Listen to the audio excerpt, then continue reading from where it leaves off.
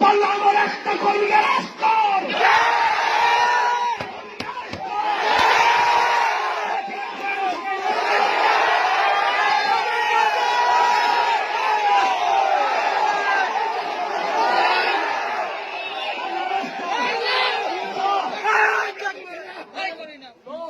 জীবন বাজি রেখে নিয়েছি,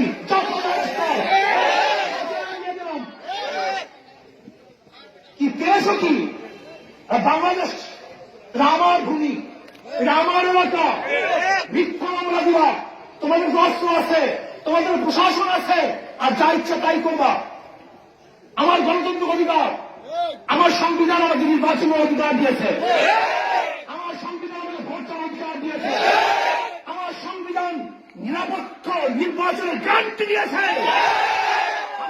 আমার সংবিধান আমার অধিকারকে বাস্তবায়ন করার জন্য চেষ্টা করার জন্য আমার সংবিধানের অধিকার দিয়েছে।